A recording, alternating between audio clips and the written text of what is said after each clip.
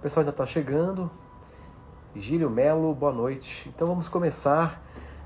Bem-vindos a mais essa live de hoje, que será uma live toda voltada para responder perguntas.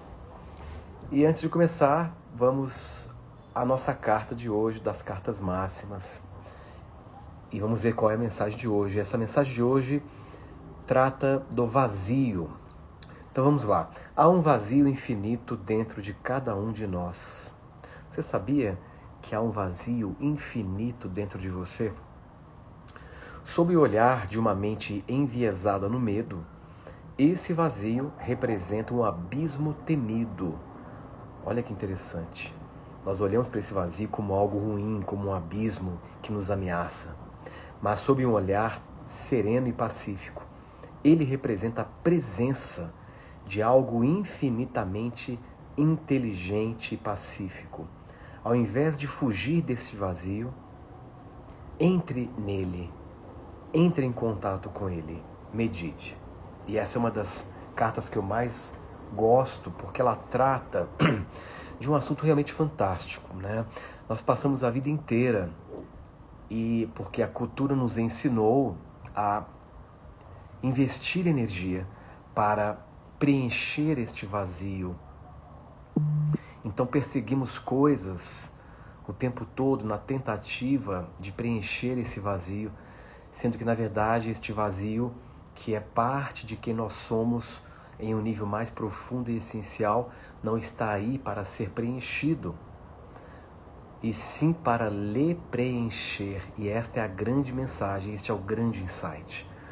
Então, se você se permitir aos poucos olhar para esse vazio, sem julgamento, sem defesa, e se permitir entrar nele, você vai perceber que será uma grande descoberta de algo muito maior, muito mais profundo, muito mais pacífico, que lhe trará grande preenchimento na sua vida. Então essa é a mensagem de hoje. Que mensagem incrível! Que mensagem incrível! Então, ao invés de fugir deste vazio, entre nele, ou pelo menos se permita observá-lo. E ali será o início de uma grande jornada de autodescoberta e de transformação. Tudo bem? E então hoje nós vamos dedicar essa live para responder perguntas. Eu já vi aqui na caixinha de perguntas que eu lancei ontem, já existem muitas perguntas e vamos então começar a respondê-la. A primeira pergunta é... Vamos lá, vou abrir aqui.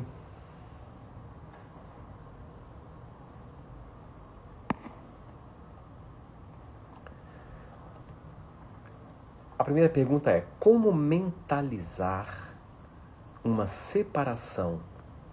O outro não aceita o término.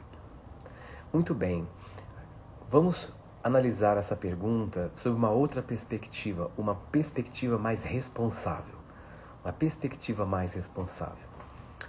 Se nós somos 100% responsáveis por aquilo que nos acontece, isso quer dizer que nós somos o epicentro. Então, não há a necessidade de mentalizar uma separação para que o término de um relacionamento aconteça. Na verdade, não é que o outro não aceita o término. E sim, talvez você não tenha realmente escolhido internamente terminar essa relação. Talvez algo em você ainda segura alguma coisa em relação ao outro. A partir do momento que você realmente disser e assumir o posicionamento interno com o não da sua alma, eu digo não para essa experiência. Para mim, ela foi o suficiente. O outro, naturalmente e inevitavelmente irá responder a este não e irá reagir aceitando a sua escolha. Então não há a necessidade de mentalizar uma separação. E sim, de realmente você buscar dentro de você e realizar essa escolha de uma forma total. Não é só falar eu não quero mais. É se revestir por inteira desta decisão.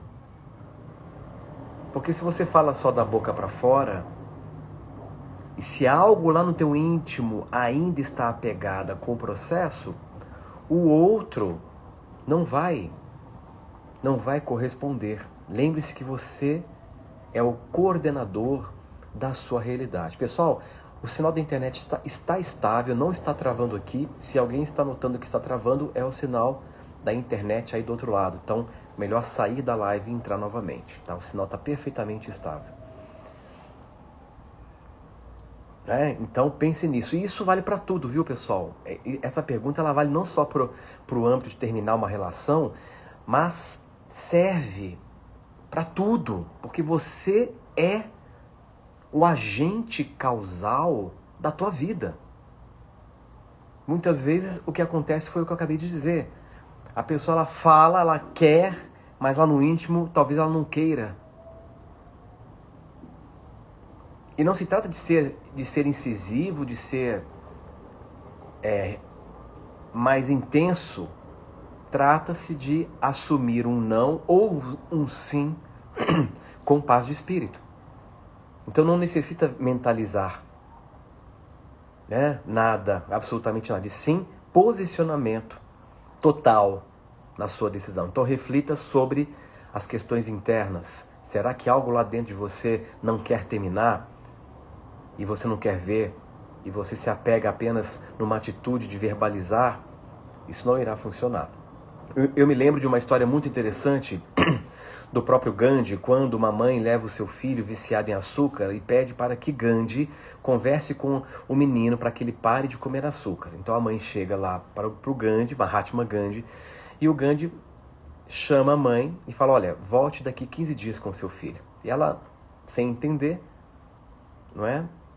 aceita e retorna depois de 15 dias. E quando ela retorna, Gandhi então chama a criança e conversa poucos minutos. Conversa pouquíssimos minutos. E, para surpresa da mãe, depois de um bom tempo, ela descobre que o menino parou completamente de consumir açúcar.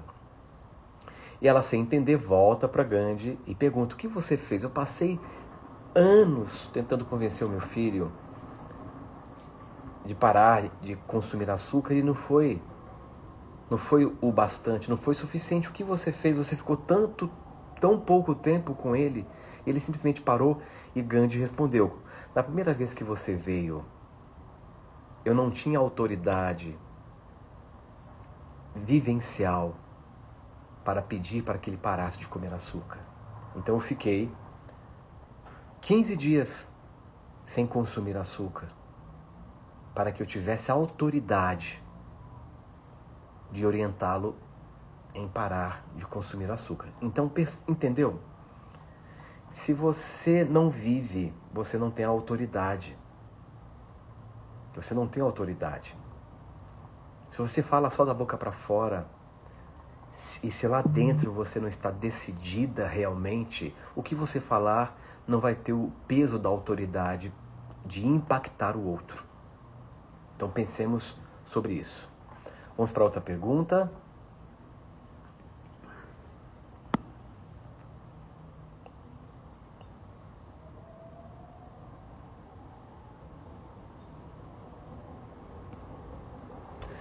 Então, a outra pergunta é uma pergunta que está sendo bem recorrente. Como alcançar a vibração da alegria? Pergunta ótima. Veja, a alegria, ela é um estado natural do ser humano. Portanto, você não aprende a ser alegre. Não há como aprender a ser alegre.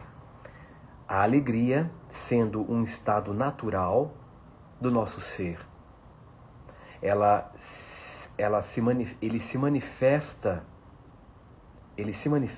esse estado, quando você faz e toma as iniciativas necessárias que formam o campo de manifestação desse estado em você. E qual é a condição necessária para que você viva uma vida com mais alegria e, portanto, vibrar nessa vibração fantástica da alegria?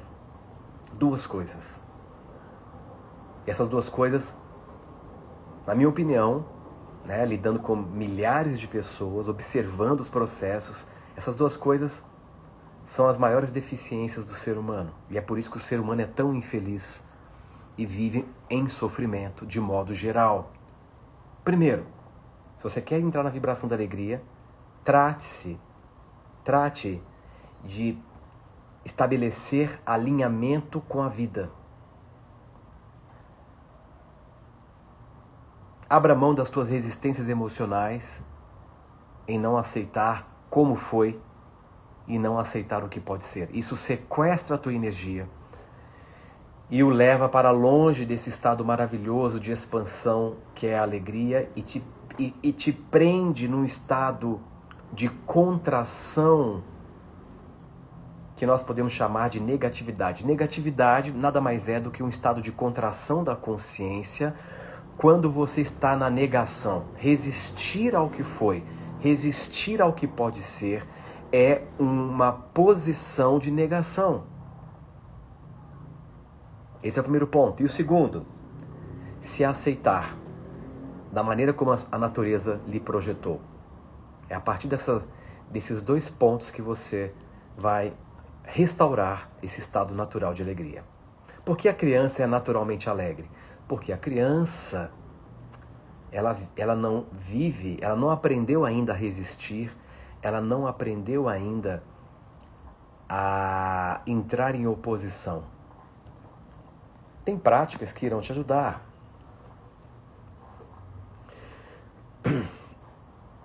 Então, para que você consiga, alguém postou, Massoterapia Virgínia postou agradecer, reverenciar. Só que para que você consiga agradecer e reverenciar alguma coisa, você primeiro precisa aceitar a realidade. Se você está em oposição, você não consegue. E existe dois níveis de alegria. Existe o nível de alegria infantil e existe o nível de alegria madura. De alegria madura. Ou adulta. O nível da alegria infantil é a alegria que você sente quando você ganha algo. Ou quando você obtém algo. E o nível de alegria madura é a alegria que surge quando você está servindo ou compartilhando algo. É uma trajetória. Nós ainda ficamos apegados na alegria de ganhar algo. Claro que é muito bom ganhar alguma coisa, um presente, etc. Mas a alegria adulta, a alegria madura, é a alegria que surge em você quando você serve, quando você compartilha. Ok?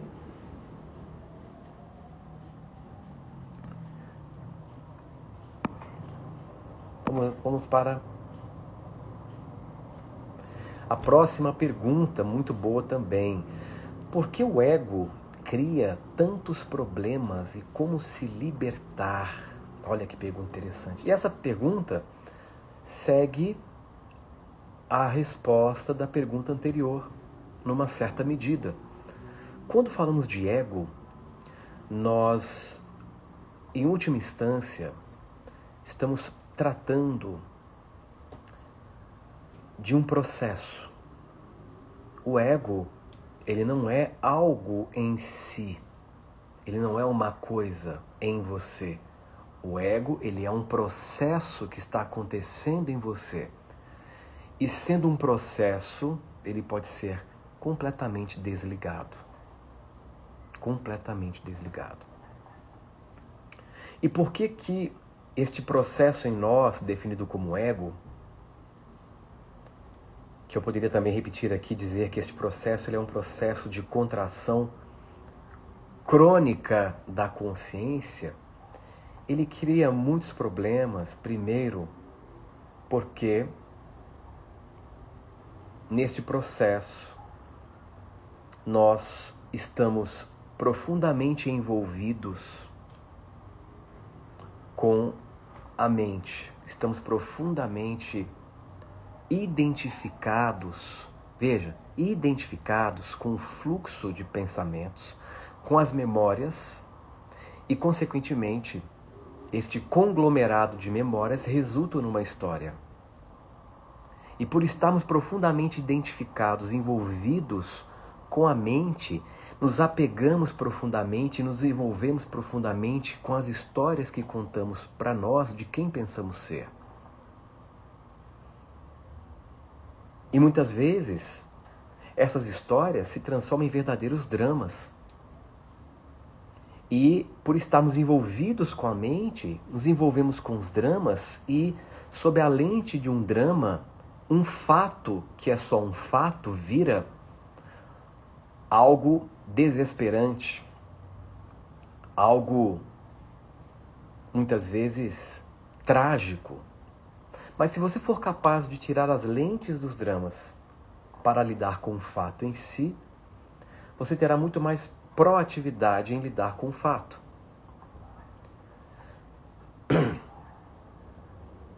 Portanto,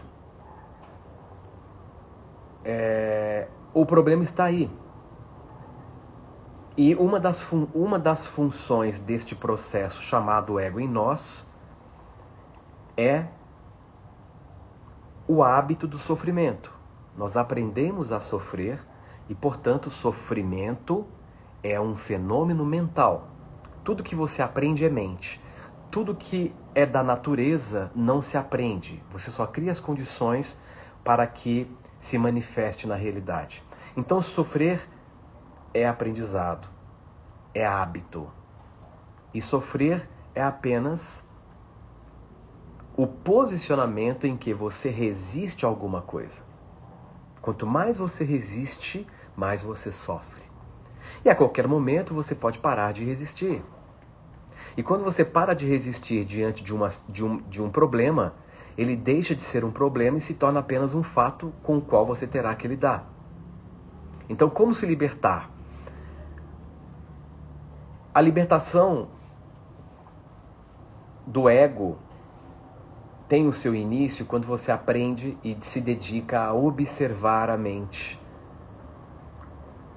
e aumentar o poder do observador em você até um nível tal que você reconhece que há um espaço entre você e a mente. E quando você reconhece esse espaço entre você e a mente e você sustenta a percepção desse espaço, você está liberto da mente e, portanto, está liberto do ego. Uma pessoa que atingiu a iluminação ou despertou, a única diferença que ela tem em relação a você é que ela reconheceu o espaço entre ela e a própria mente. E todos nós iremos chegar neste ponto mais cedo ou mais tarde, porque isso é parte do nosso crescimento, da nossa expansão. Pessoal, eu não estou lendo aqui as perguntas no chat por enquanto, eu estou me dedicando às perguntas da caixinha de perguntas que eu postei no Stories. Se houver tempo suficiente, eu parto para responder aqui as perguntas do chat. Vamos para a próxima. Hoje as perguntas elas estão todas interconectadas. Olha que interessante. Como se manter conectado com a vida? Muito bem. Então, primeiro vamos entender que existem duas dimensões na existência. Mundo e vida. Vida é uma dimensão essencial da sua experiência. Mundo é o conjunto das circunstâncias que você está lidando. Se você estiver no mundo sem conexão com a vida, você já está perdido no mundo. Se você está na vida e a partir desta dimensão da vida opera o mundo, você se torna um fator de influência criativa no mundo. E aqui vem à minha mente uma passagem que eu gosto muito, em que Jesus coloca: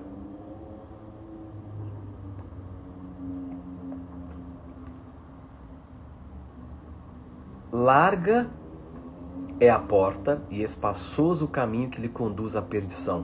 Muitos são os que entram. E estreito é o caminho e apertada é a passagem que lhe conduz à vida. Poucos são os que encontram.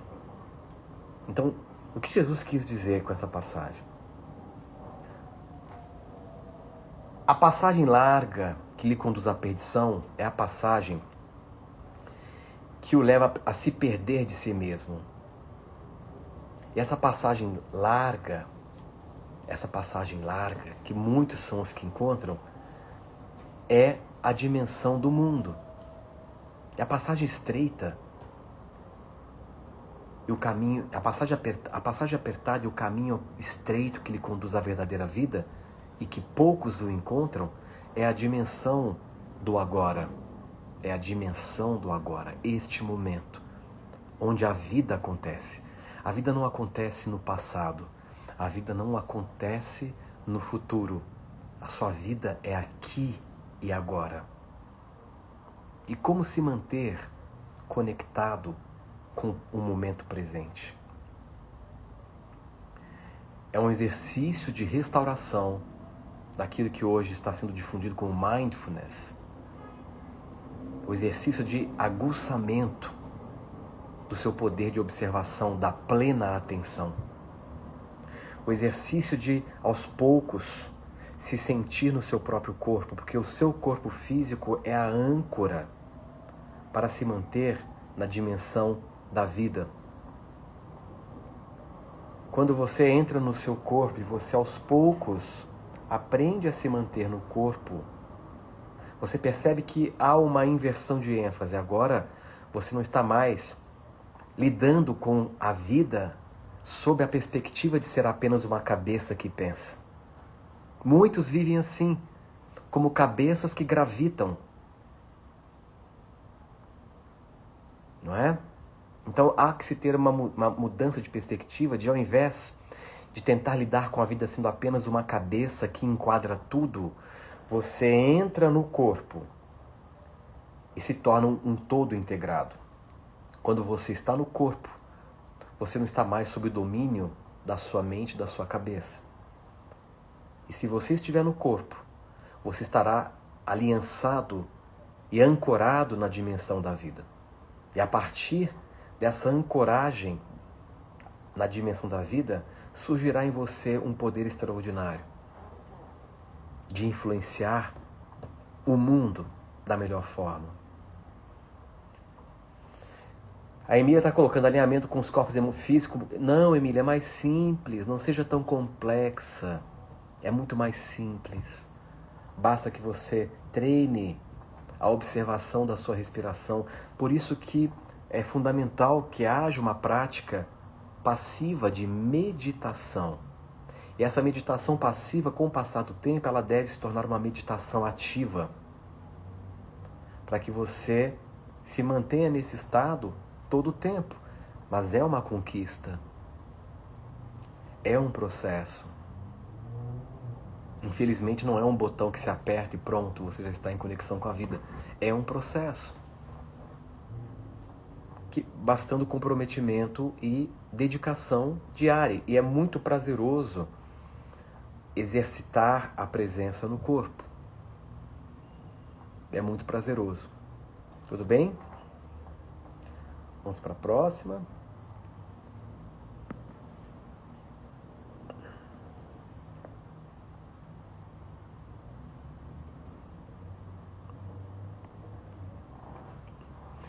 É possível eu co-criar a cura de uma cadela minha que tem doença crônica? Depende. É uma questão muito relativa, Porque os animais, eles têm uma dinâmica diferente da dinâmica humana. Por exemplo, eles não têm um ego e uma mente tão complexa quanto a nossa. Então, eles estão em função de um processo de unidade com a própria natureza. O que se pode fazer é, com boa vontade, boa intenção, você pode irradiar energia com a intenção de provocar a harmonia daquele sistema, e essa energia com informação pode auxiliar na recuperação ou pode auxiliar na passagem dela, na transição dela também, tá?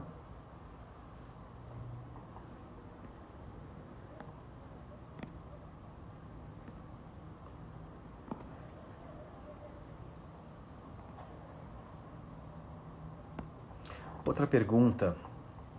Professor, como devo tratar o dinheiro e como é ser dependente emocional do dinheiro? Pois é, aí existe um paradoxo muito interessante.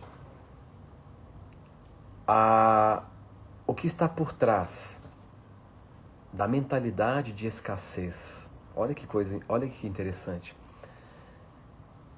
O que está por trás da mentalidade de escassez é o apego ao dinheiro. E aqui há uma questão de linguagem e de posicionamento. Por exemplo, se você depende emocionalmente do dinheiro, você está acreditando que o dinheiro é importante para lhe dar uma certa qualidade emocional. Você está terceirizando a sua autoestima em um instrumento, em um instrumento que é o dinheiro. Só que o dinheiro, ele é uma energia de liberdade. O dinheiro, ele permite e ele expande a sua liberdade de experimentar mais. Ele expande o seu poder de experimentação. Se você tem mais dinheiro, você pode fazer e viver mais coisas. Se você não tem dinheiro, a sua possibilidade de experimentar é menor. Então, se dinheiro ele é uma energia de liberdade, ele te dá o acesso às múltiplas experiências, não faz muito sentido a relação de depender emocionalmente do dinheiro, porque se você depende emocionalmente do dinheiro, você não é livre emocionalmente falando. E se você não é livre emocionalmente falando, é bem provável que o dinheiro não flua na sua direção, porque o dinheiro ele flui com facilidade para aqueles que estão nessa energia de liberdade. Para aqueles que estão na energia da liberdade. Por isso que no momento que você se desapega emocionalmente do dinheiro, você tende a se atrair para o dinheiro. Você tende a manifestar mais dinheiro na sua vida. Tá? Então, a pergunta, como devo tratar o dinheiro? Você deve tratar o dinheiro com reverência, com respeito, porque é uma energia que lhe permite ter mais liberdade no mundo da matéria. Então é importante respeitar e reverenciar o dinheiro, mas sem depender emocionalmente do dinheiro. Você não precisa do dinheiro para estar bem emocionalmente. Na verdade, o dinheiro ele não tem alcance para resolver os teus conflitos emocionais. O dinheiro não tem alcance para te alicerçar na paz. O dinheiro não tem alcance para te fazer mais feliz. Por incrível que pareça. A priori, quando você não tem e você passa a ter, você tem alguns meses em que você experiencia o dinheiro acreditando que ele vai te fazer feliz. Mas quando você passa essa fase e se acostuma com uma vida bem-sucedida financeiramente, você vai perceber que na verdade, ele só expande o que você é por dentro. Se você é muito carente, o dinheiro, com o passar do tempo, vai expandir a sua carência. Se você é controlador, com dinheiro você tenderá a ser um ditador. Então, o dinheiro não dá sentido à vida. É você que deve dar sentido ao dinheiro. Então, essa é a relação coerente. O dinheiro não dá sentido.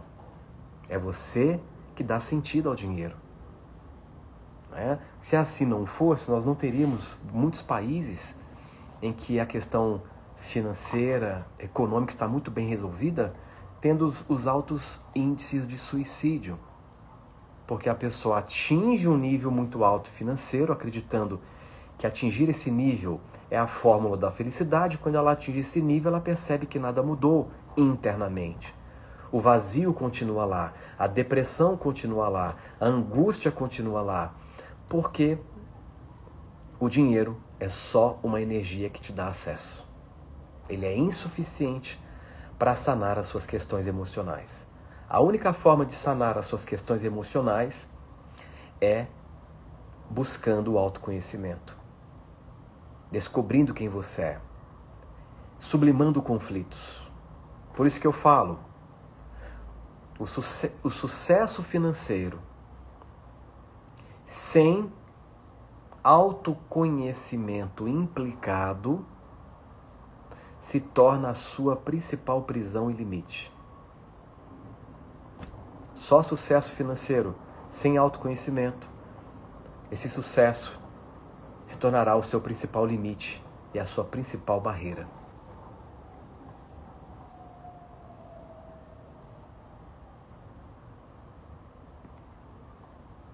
Vamos para a próxima pergunta.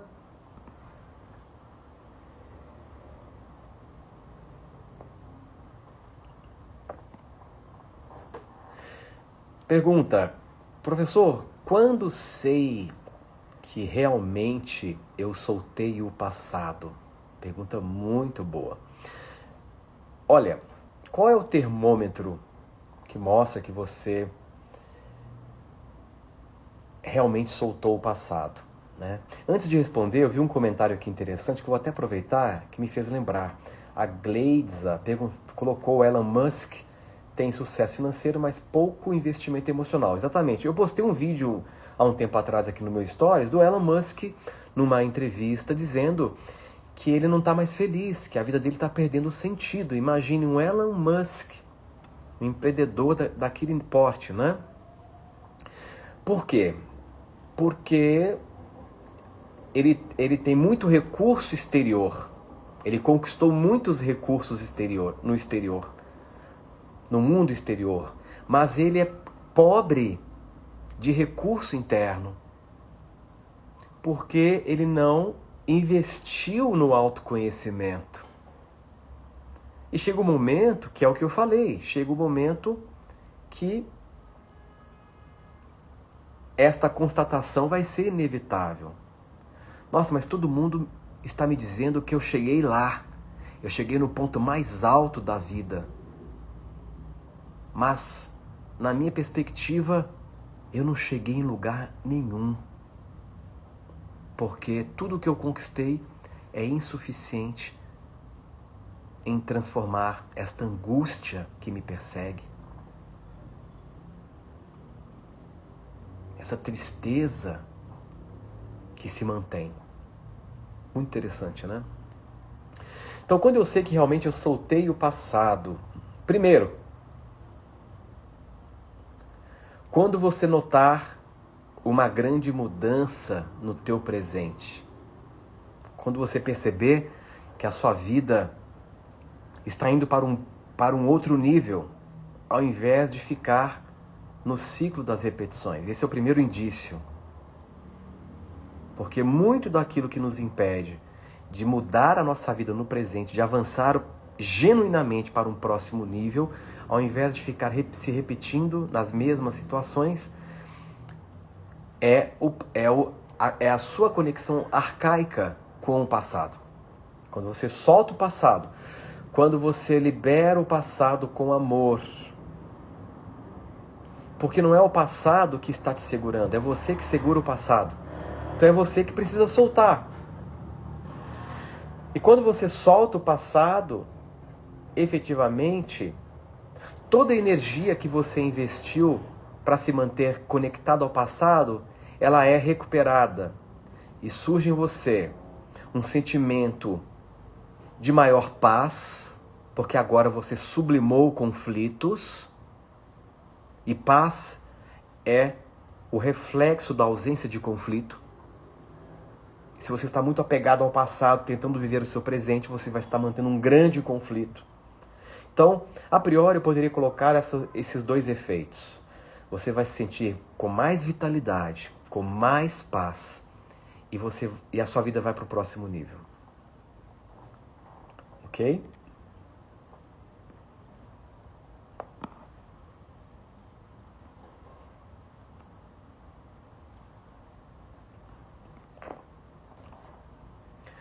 Por que é tão complicado quebrar os padrões de repetição? Porque nós, na nossa arrogância, achamos que podemos controlar o fluxo da vida. Quando alguma coisa te acontece e você não aceita, você está tentando controlar a dinâmica da vida. E quando você então se posiciona dessa forma difícil, se opondo ao que está acontecendo, você entra no ciclo das repetições. Todo padrão, tudo aquilo que se repete no teu momento tem por detrás uma resistência em relação ao que foi. Geralmente é isso. Aquilo vai se repetindo até que você ceda e rompa com a repetição. No momento que você romper, você quebra o padrão. E para romper o padrão, você primeiro precisa plantar a bandeirinha branca da paz no território do seu passado. Porque se tiver um índice de indignação, um índice de revolta diante de algo que aconteceu, que você julga que não deveria ter acontecido, na nossa arrogância, né, a gente pensa assim, isso não deveria ter acontecido comigo. Como que você pode falar uma coisa dessa? É a dinâmica. É a dinâmica do teu processo de crescimento.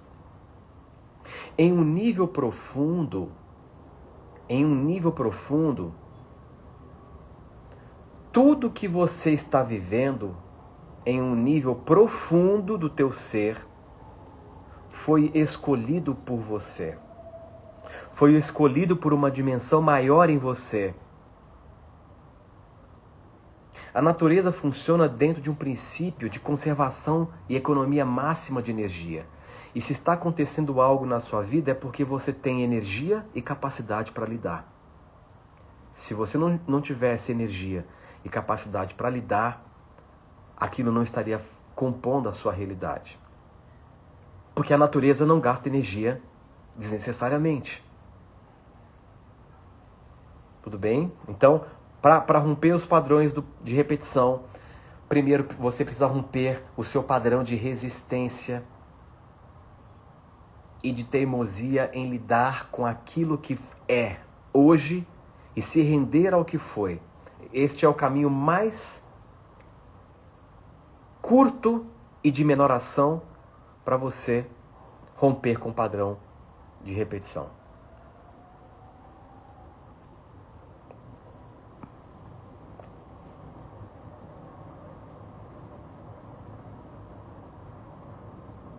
Vamos para a próxima pergunta.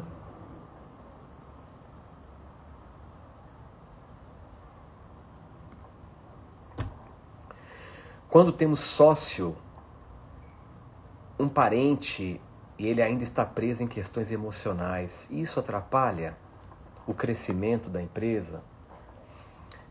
Vai depender muito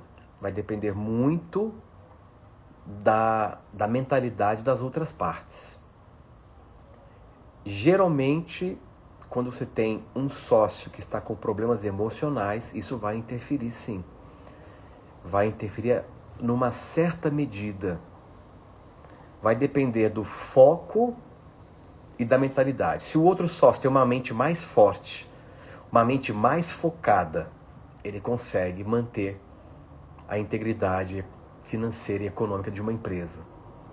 Mas se o outro, que está com questões emocionais complicadas, tem mais foco e uma mente mais forte, a tendência é que a dinâmica dele se imponha. Então, vai depender muito dessas questões. Agora veja, quando você investe um valor, no caso de um sócio que investiu um valor na empresa, quando você investe dinheiro ou um valor numa empresa, você passa a ter legalidade espiritual sobre aquela empresa. Isso quer dizer que você passa a ter um poder de influência. Vamos supor, eu tenho um caso que é real. Uma pessoa que tem uma empresa, só que os pais são os investidores. E os pais têm uma mentalidade limitadíssima, né? Ou seja, tem uma certa limitação. Então, pelo fato de haver investimento financeiro na empresa, esse investimento dá legalidade para que aquele campo influa. Se for um campo positivo, vai influir para melhor. Se for um campo baseado numa mentalidade de limitação, vai também influenciar para o negativo. O ideal é que se forme uma cultura para nivelar a mentalidade de todos os sócios e de todas as partes que compõem aquela empresa.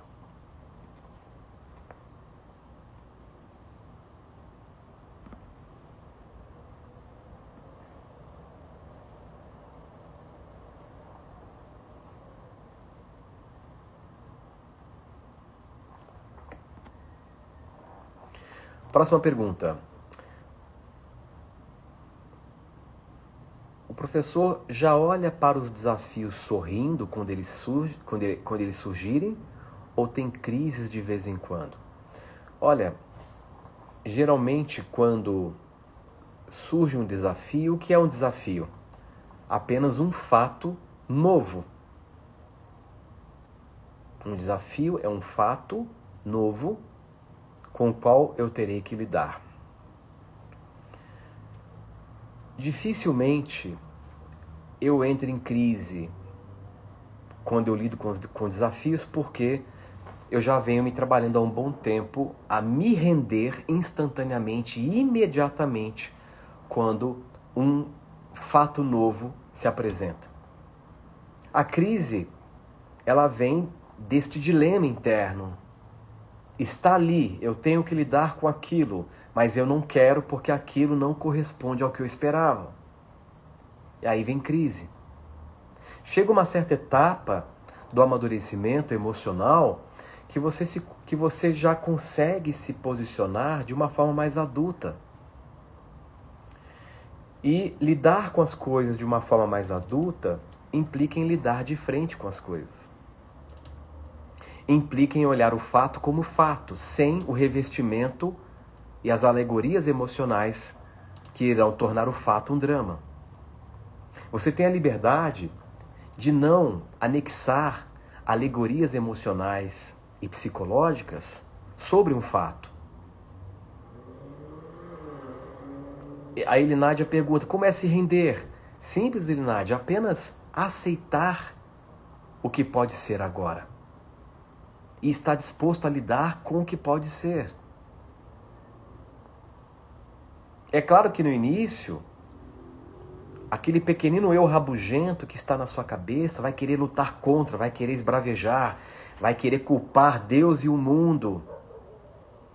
Porque há este hábito em você que lhe torna muito difícil em lidar com a vida.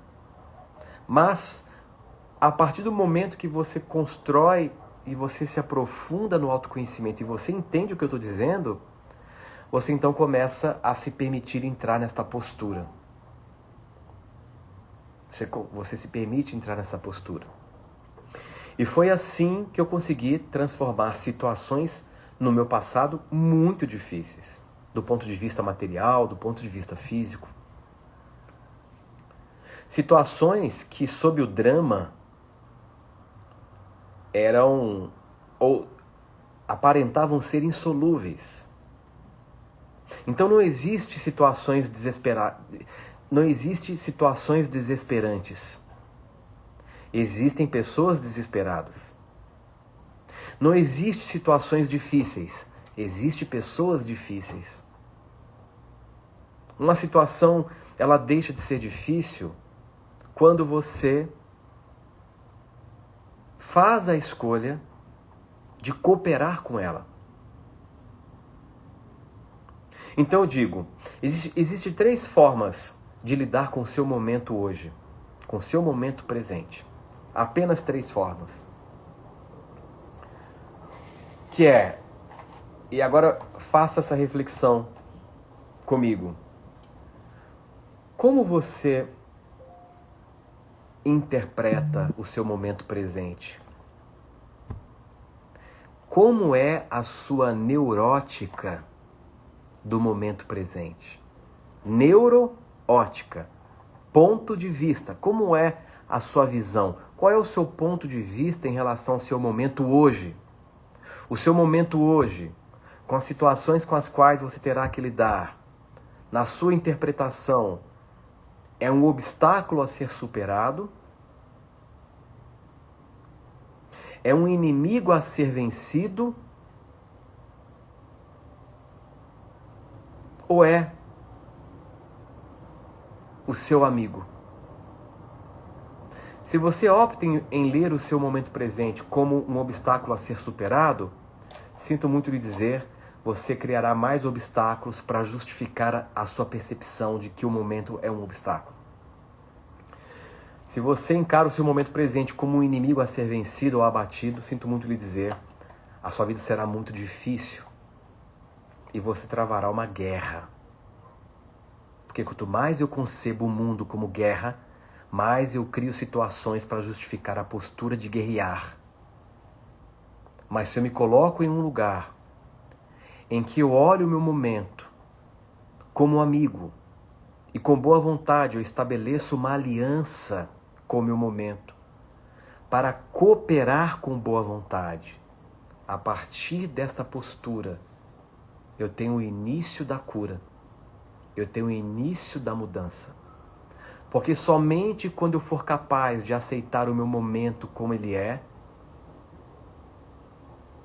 somente quando eu for capaz de aceitar o meu momento como ele é, que surge o espaço para que a mudança aconteça. E isso é uma coisa impressionante. Muitas vezes, a nossa resistência, a nossa relutância, a nossa teimosia em encarar o momento como obstáculo ou como um inimigo a ser vencido, nos leva a níveis de sofrimento terríveis. Porque eu estou resistindo. Eu não quero cooperar porque aquilo não corresponde à expectativa que eu fiz de como deveria ser. Bem-vindo à vida. Nem tudo vai ser como você espera e quer na hora que você espera e quer. A imprevisibilidade é uma das dinâmicas, é um dos princípios que regem a dinâmica da vida, porque através da imprevisibilidade, a vida fomenta em você a sua capacidade de ser criativo. Mas se eu resisto, quanto mais eu resisto, mais eu reforço a persistência daquela experiência na minha vida. E esse é o ponto. Segundo a psicologia cognitiva, 95% dos obstáculos que nós estamos vendo na vida não estão na vida em si, são projeções da própria mente. Então quer dizer que os limites e os obstáculos estão aqui, não estão lá. E os 5%? 5% constitui os desafios que irão fomentar em mim a capacidade de ser criativo, a capacidade de me reinventar, a capacidade de fazer novas escolhas. Então os desafios existem para isso, para você manifestar a sua criatividade, para você ser estimulado a sair da zona de conforto e entrar na zona de confronto e amadurecer até o momento em que você começa a ter mais equilíbrio na relação entre você e a própria vida. Uma vida aliançada, uma vida em que você está em perfeito alinhamento com o mundo real. Uma vida em que você já se absteve de todas as ideologias de como as coisas deveriam ser. Você simplesmente se apega à realidade como ela é. O único apego saudável, todos os outros não são saudáveis, mas o único apego que vale a pena manter é o apego com o agora. É o apego com o momento presente. Todos os outros apegos são desnecessários. Mas se apegar ao momento presente é profundamente curativo. Porque você descobre que no momento em que você vai se apegando ao momento presente e você vai se mantendo nesta dimensão da vida, que é a dimensão da eternidade, você descobre que é através do apego à vida, na verdade você está se apegando à inteligência superior, ao divino, que também se expressa como a vida que é vibrante e eterna.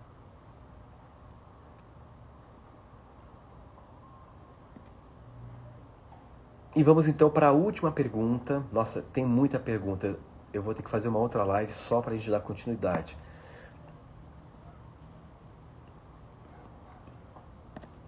Outra pergunta. Kátia de Souza, como deixarmos de sermos vítimas de vampiros psicológicos? Olha que interessante, né? Essa pergunta é uma pergunta que tem uma resposta também interessante. Ninguém é vítima de nada. Somos nós que damos poder para os outros.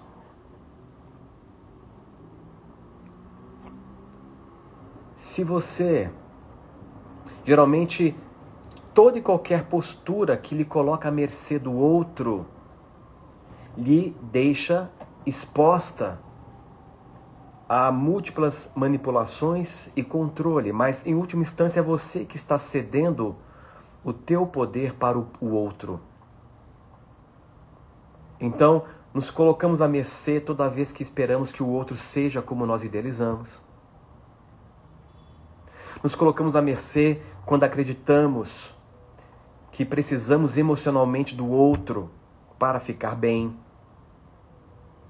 E aí volta para a mesma questão. Toda vez que você terceiriza a sua autoestima, você está à mercê do outro. E este outro poderá ter controle sobre você. Porque você está cedendo o seu poder porque você elegeu aquela pessoa como alguém que tem poder sobre você. Mas ela de fato tem poder sobre você? Não, e nunca terá, a menos que você dê o seu poder. Se alguém falar mal de você, você vai ficar com raiva ou vai ser indiferente? Ou isso não vai ter efeito nenhum em você? Depende. Se você estiver muito em você e não depender mais dos outros emocionalmente, falar mal ou falar bem para você não faz diferença. Mas se você se coloca naquele lugar interno de que você necessita da aprovação do outro, agora os outros terão grande poder sobre você. E irão ter acesso e irão drenar você psicologicamente. Então, isso é parte da filosofia que embasa o meu trabalho, que é a filosofia do autoconhecimento profundo. A conquista de autonomia emocional lhe torna forte. Lhe torna forte e mais capaz em lidar com a sua própria vida e com os outros também. Então, pessoal, vamos parar por aqui hoje. Foi um prazer estar aqui com vocês nesta live de perguntas e respostas. O tempo passa que a gente nem vê, né? E espero que vocês tenham apreciado, espero que vocês tenham desfrutado desse momento e nos veremos em breve, em algum outro instante, para mais uma live, para mais um encontro de perguntas e respostas, que eu percebo que é muito rico esses momentos aqui em que nós estamos respondendo as perguntas, né? Então é isso. Vejo vocês em breve, em algum outro momento. Uma ótima noite a todos e até breve.